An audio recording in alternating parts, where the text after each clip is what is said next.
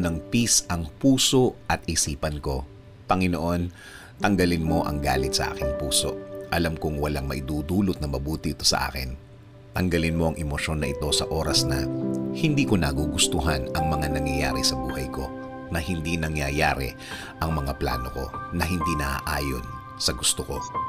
Naalala ko pa rin, Lord, na sinabi nyo sa inyong word na huwag pababayaang lumubog ang araw sa aking galit, na hindi dapat lumampas ang isang araw na may galit ako, na hindi maganda para sa akin ang galit, na huwag kong hahayaan na kainin ako ng galit dito sa puso ko. Lord, turuan mo ang puso ko kung paano magiging kalmado, kung paano magiging relax. Pakalmahin mo ang loob ko, Lord. Turuan mo ako kung paano magiging concentrated sa presensya mo, kung paano na ikaw lang ang iniisip ko. Sa totoo lang, Lord, aaminin ko sa iyo na every time na may galit sa puso ko, umiinit ang ulo ko. Ano-ano ang mga sinasabi ko na hindi lang sarili ko ang nasasaktan ko, kundi ang mga tao sa paligid ko, lalong-lalo na ang pamilya ko, Panginoon.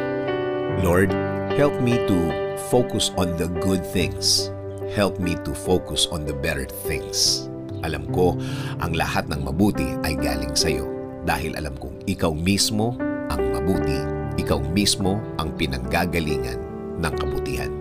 Dahil ang kabutihan ang magdadala sa akin at sa aking pamilya sa katahimikan at malayo sa gulo, magdadala ng peace sa aking buhay na laging mabubuhay kasama ito sa araw-araw. Lord, alam ko din ang dulot ng mga sitwasyon na maraming init ng ulo at walang kapayapaan.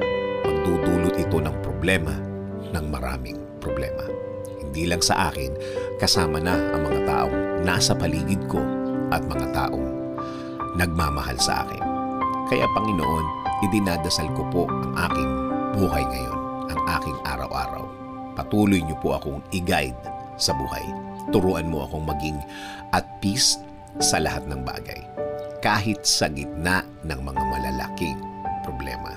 Lord, patuloy pa rin ang dasal ko sa inyo na pasukin niyo po ang aking buhay. I-lead niyo po ang araw-araw ko. Patuloy niyo pong bigyan ng direksyon ang aking buhay. Patuloy rin po akong mag-o-offer ng aking buhay sa inyo, Panginoon. Salamat sa mga biyayang ibibigay niyo sa akin at pagmamahal at proteksyon, Lord. In Jesus' name I pray. Amen. Sabi nga sa Ephesians 4:26-27, in your anger, do not sin. Do not let the sun go down while you're still angry. And do not give the devil a foothold.